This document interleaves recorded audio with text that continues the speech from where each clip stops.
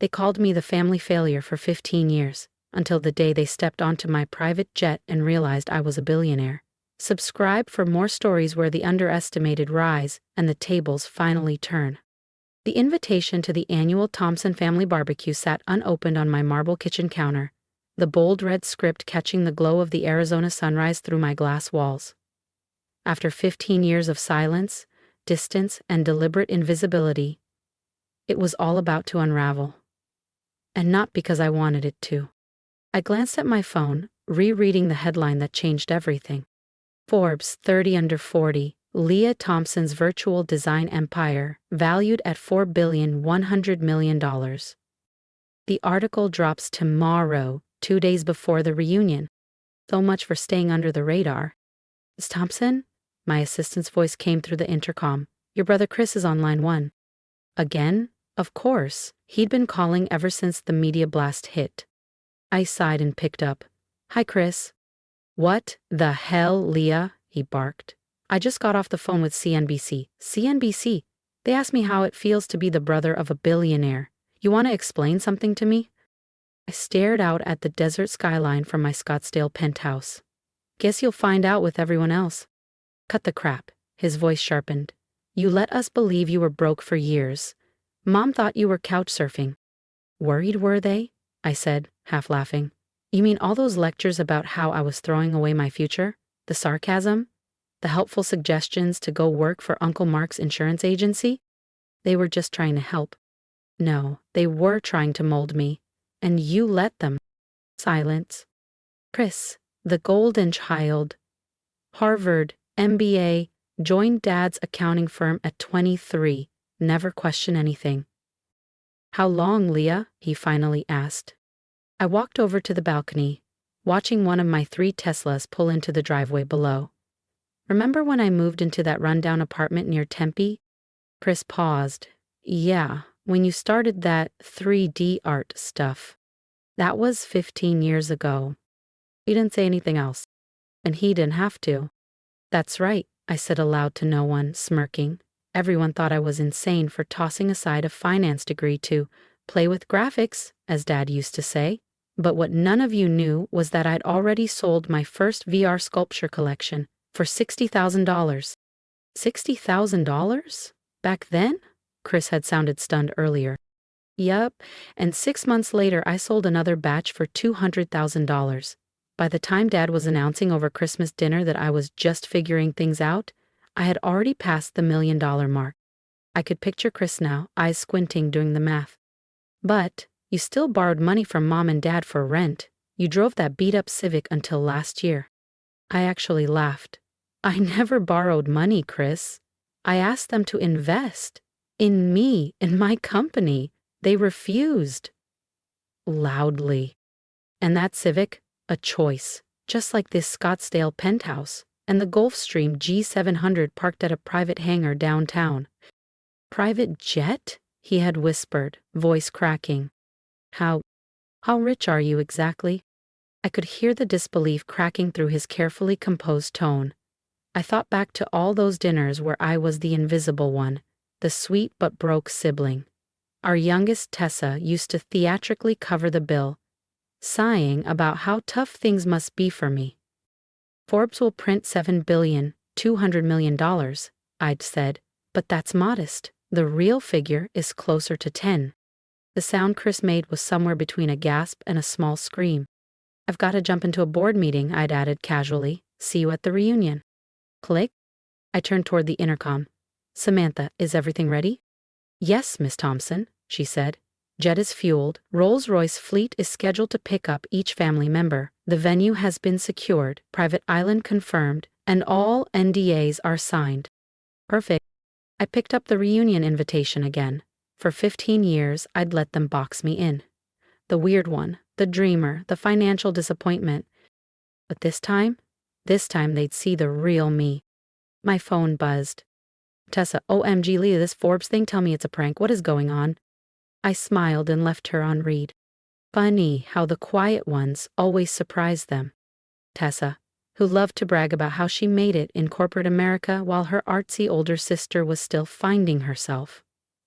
The intercom buzzed again. Ms. Thompson? Both your parents are on the line. I didn't miss a beat. Tell them I'm in a meeting. I glanced at my Cartier watch. And Samantha? Call the helipad. I think I'll take the chopper to the board meeting today. As I gathered my things, tablet, sunglasses, notes for the next pitch deck, my mind drifted back to the day everything changed, the day I decided to keep my success a secret. 15 years earlier. 3D design isn't real art, Leah, Dad had scoffed across the dinner table. And this crypto art thing, he added, eyes narrowed, it's a scam. No one in their right mind is going to pay for computer-generated nonsense. I was 22, fresh out of Wharton, sitting at Sunday dinner in my parents' Phoenix estate trying to explain a vision they didn't want to hear. They hadn't paid for an Ivy League education so I could play with pixels. Actually, Dad, I just sold my first collection for enough, he snapped, cutting me off. You either come work at the firm like we planned or you're on your own. No support, no safety net, just a cold cut-off. My mother gave me her trademark patronizing smile, reaching across the table to pat my hand. Ugh, honey, we're just worried. You need structure, something stable, a real career. I looked around the table. Dad's stern glare, Mom's polite pity, Chris's silence, and Tessa's smirk. That was the moment. I didn't tell them about the $50,000 I'd already made, or the 3 immersive galleries courting me, or the venture capital firms emailing me daily. You're right, I said, standing. I'll figure it out on my own. 2 weeks later, I moved into a shoebox studio in Tempe. They assumed I was broke, too stubborn to ask for help, but I was quietly building a digital empire. Year 1. Brutal. 18-hour days, code art, networking, sleepless ambition. My first major collection, Neon Syntax, sold out in 6 hours. Total earnings? $1,200,000. I reinvested every cent, hired engineers, built platforms, revolutionized what digital ownership meant. But every time I visited home, same Civic, faded jeans, quiet smile. Let me help with rent, Mom would say. No thanks, I'd reply. I'm doing just fine. And I was more than fine. By the end of that first year, my network had crossed $10 million. By year 3, I'd quietly passed $100 million. But to my family, I was still just Leah, the idealistic sister who wasted her potential. Now, 15 years later, as I stepped into my private helicopter on the roof of my Scottsdale building, I thought about how the little white lie had grown into a billion-dollar secret. And in 2 days, everything would change. My phone buzzed again, a text from Dad. We need to talk. I smirked and turned off the phone. He'd have to wait. After 15 years of condescending comments and backhanded concern, they were finally about to learn the truth, and I was going to make sure they never forgot it. The Forbes article dropped at exactly 6 a.m. ST. I was already up, black coffee in hand, laptop open in my sleek home office, a wall of monitors lighting up with chaos in real time. Digital art disruptor, how Leah Thompson quietly built a $10 billion empire.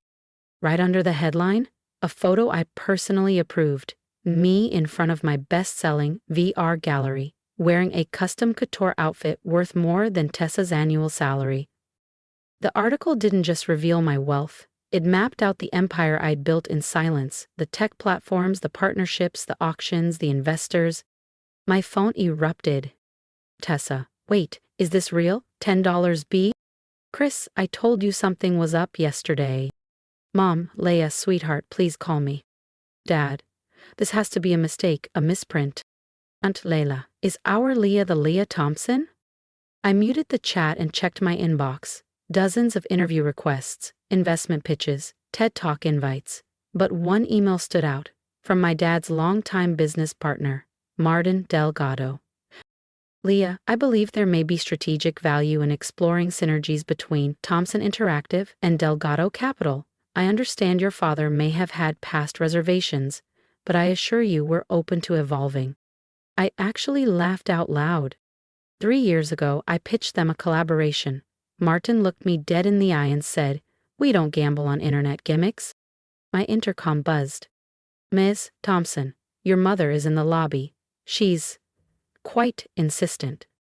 I pulled up the security feed. There she was, Elaine Thompson, impeccable as ever in her tailored Chanel, arguing with security like her life depended on it. Let her up, I sighed. Time to face the first ripple of the storm. Overlooking the Arizona mountains, sunlight pouring through glass walls, and a Keith Haring original hanging behind me, worth more than my parents' entire house. Leah, my mother whispered, her voice shaking as she stepped fully into the penthouse. What is all this? This is my real home, Mom, I said calmly, handing her a steaming cup of coffee, not the modest little condo I keep for family drop-ins. She wandered toward the floor-to-ceiling windows, her heels echoing against polished marble floors. But how? When? How long have you been living like this? 15 years, I replied, leaning on the kitchen island. Since the night you and Dad said digital art was a phase, something no one would ever take seriously. She turned slowly, her perfectly done-up face now clouded with confusion. And something else I couldn't quite place. But we saw you struggling. The tiny apartment, that old Civic asking for rent help. I gave a dry smile. I never asked for rent help. I asked you both to invest in my company. There's a difference. And the apartment, the car, all part of the illusion. I played the role you believed, the broke dreamer, the lost one. That was the only version of me you ever accepted. Her lips parted in disbelief. You lied to us, Leah, for 15 years. No, I said quietly. I just didn't correct the story you all chose to believe. You were so sure I was failing, you never looked deeper. She sank slowly into one of my custom leather chairs, her posture collapsing. For the first time in years, she looked her age. Does anyone else know? Just Chris, I said. He found out when the press release went out. I think he tried to warn you. She nodded. He called. Your father said it must be a mistake, some other Leah Thompson. I walked to my desk and handed her a folder. Here's the proposal I gave Dad 3 years ago. If he'd invested the $1 million I asked for, his share would be worth over $100 million today. Her hands trembled. He said you were looking for a handout, she whispered, that your art had failed. And you believed him. She didn't answer. Did any of you ever come to one of my exhibits? Google my name. Nothing. I turned back to the window, watching the city buzz below. The family reunion's still on, by the way, but I changed the location. I bought out the entire resort, too public. Everyone will be picked up by Rolls-Royces, flown on my jet, and we'll be celebrating on my private island. Your island, my mother echoed, her voice barely above a whisper. In the Caribbean, I said casually. I bought it last year after closing my first billion-dollar deal. I turned to face her fully. And Mom? This time, I won't be the quiet one sitting through dinner while everyone lists their promotions and new real estate deals. I've got some things to say, too. She stood up slowly, smoothing her silk skirt with trembling hands. Your father?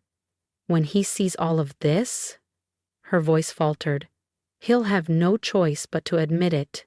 That his daughter, his artist phase daughter, built something bigger than anything in the Thompson legacy. I smiled gently. And Mom? That's just the beginning. I walked her to the elevator, pausing just before the doors opened. Oh, and one more thing. Remember that Bentley you've always wanted? The one Dad says is too impractical? She looked at me, puzzled. I bought 3 of them last month, I said with a shrug. Just because I could. The doors slid closed on her stunned expression.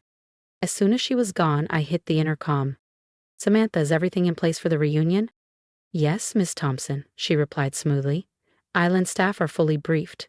Each guest will receive a personalized folder documenting every investment offer they declined over the years, along with current valuations. The video timeline of your achievements is finalized and queued for the welcome dinner. Excellent. I picked up my phone, opened the family group chat, and typed a single message. Looking forward to seeing everyone at the reunion. Dress appropriately for a private island. Transportation will be provided. Then, I refreshed the stock dashboard on my laptop. My company's value had surged since the Forbes article hit. Another $1 billion added to my net worth before sunrise. I thought of my father, probably in his office right now, trying to process how the daughter he dismissed had quietly become one of the wealthiest women in America. I thought of Tessa, still bragging about her six-figure salary and Hampton's beach house, blissfully unaware I could buy her entire life with a week's interest. This reunion? It was going to be unforgettable. My phone buzzed again, a message from Dad. "We need to talk before the reunion. Some things are better discussed privately." I typed back. "Everything will be discussed at the reunion, Dad. Isn't that what reunions are for, sharing our accomplishments?" Then, I called Samantha once more. "Have the design team repaint the helipad. Make sure my name is clearly visible from the air." "It's already done, Miss Thompson." "Anything else?" Samantha asked over the line. I paused, thinking of 15 years of pity, mockery, and being branded the family disappointment. "Yes. Have the Forbes article framed and hung in every room on the island. I want it to be the first thing they see, no matter where they turn." As I ended the call, I caught my reflection in the glass. Calm, confident, wealthy beyond imagination, and finally ready to show them all who I really was. The countdown was over. The morning of the Thompson family reunion arrived clear and bright. I stood on the private runway of my Scottsdale airfield, watching as 3 black Rolls-Royces pulled in one after another. They had arrived. The doors opened. First came my father, still upright, still sharp-eyed, but his confidence dimmed. My mother followed, more subdued than usual after our conversation days earlier. Chris, Tessa, and a wave of aunts, uncles, and cousins trailed behind, their faces full of disbelief and veiled judgment. And there, waiting for them in the center of it all, sat my jet-sleek, white, gleaming Thompson Interactive, emblazoned in brushed silver along the fuselage. "Welcome, everyone," I said, letting my voice carry. "Hope the ride was comfortable." "Leah," my father said, stepping forward, trying to reclaim his usual authority, "this is a bit much. The resort would have been just fine." I smiled.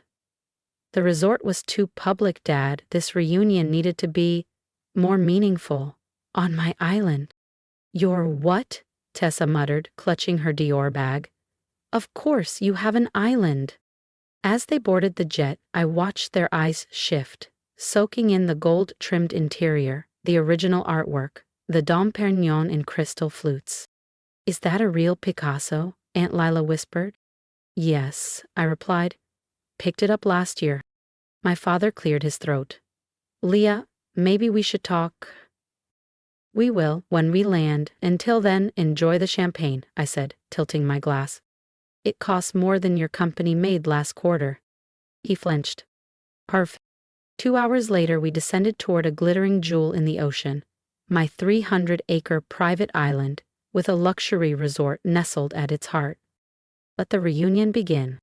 And there it was, visible from the sky exactly as planned. My name, Leah Thompson, spelled out in letters so large and bold they could practically be seen from orbit. "So Pi, what?" Tessa gasped, misreading the name at first. Then her jaw dropped. As we landed, I heard her whisper, "Of course she branded the helipad." Surrounding it were massive digital screens, each cycling through my most successful immersive art collections.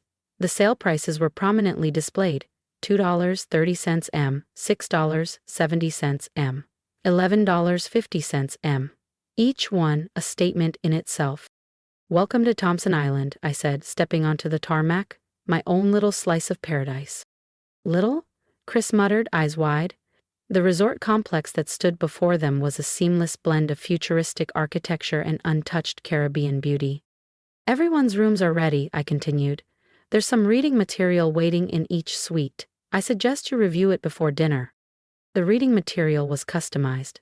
For Dad, a printed timeline of every deal he declined, each missed opportunity annotated with present-day valuations.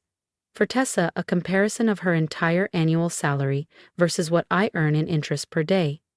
For Chris, an internal audit showing how much his firm lost by turning down a collaboration with my platform. I gave them an hour to settle in. Then I summoned them to the main dining hall, a glass-walled space overlooking turquoise waves, The long table sparkled with crystal, silver, and place settings worth more than most cars, and on every wall, the Forbes article, framed, backlit, impossible to ignore. They entered slowly, all pretense of confidence fading. Even their designer outfits looked oddly out of place here. "Please, have a seat," I said warmly. "We have quite a bit to talk about." "Leah," Dad began, attempting diplomacy, "I think I speak for all of us when I say we're surprised." "Surprised?" I repeated with a soft laugh. "Not angry that I kept this from you, not disappointed I didn't share the truth, just surprised." "We didn't know," Mom murmured. "No, you didn't want to know," I corrected her. "Every time I tried to talk about my work, you changed the subject. Every time I offered you a seat at the table, you dismissed me." "But the apartment," Tessa said, voice small. "The Civic. The times I picked up the check because you thought I was broke," I finished for her. "Did you enjoy that, Tessa? Being the successful sister? The savior?" She looked down, cheeks flushed. At least she had the decency to look ashamed. "Let me show you something," I said calmly, pressing a discreet button on the side of the dining table. Motorized panels opened overhead, and high-resolution screens descended. A timeline appeared, juxtaposing milestones in my journey with the words they'd used to dismiss me. 2010. "This 3D art thing is a waste of your degree, Dad." Result: my first digital sculpture collection sells for $50,000. 2012. "Leah, you need a stable career, Mom." Result: company valuation hits $15 million. 2015. "At least one of us is doing well, Tessa." Result: I close a $120 million partnership with a major tech firm. 2018. "Crypto art? Sounds like a scam. Chris." Result: my platform crosses 500,000 users and $600 million in sales. To 2022. "We don't fund online gimmicks, Dad's firm." Result: company valuation surpasses $3 billion. Every single comment. "Every time you looked at me like I was chasing a fantasy," I said, my voice steady. "I remembered all of it, and I used it." My father swallowed hard. "Why didn't you tell us?" "Because you never wanted to hear it," I said. "You needed to learn that success doesn't wear a suit. It doesn't follow your playbook, and sometimes the person you underestimate changes everything." I walked to the edge of the room, glass walls framing endless turquoise water. "The hardest part wasn't keeping secrets. It was watching you all celebrate each other, while I was building something you couldn't see." "Mediocrity," Marcus said through gritted teeth. "Yes," I said. "You played it safe. That was your ceiling. Mine was higher." I turned to Tessa. "You flaunted your six-figure salary like it was gold. I made that during a coffee break." Dad stood. "Enough. We were wrong, okay?" "No," I said firmly. "I don't want an apology. I want you to understand." I pressed another button. The screens shifted, revealing the prototype of my latest creation. "This launches next month. A redefinition of how art is created, owned, and valued. Estimated worth $10 billion. I looked at them all. "This time you'll see it happen with your own eyes. No more doubting."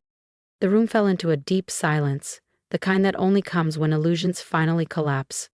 My family sat frozen, absorbing the reality they had ignored for so long. Finally, my mother spoke. "We're proud of you, Leah. We should have been proud all along."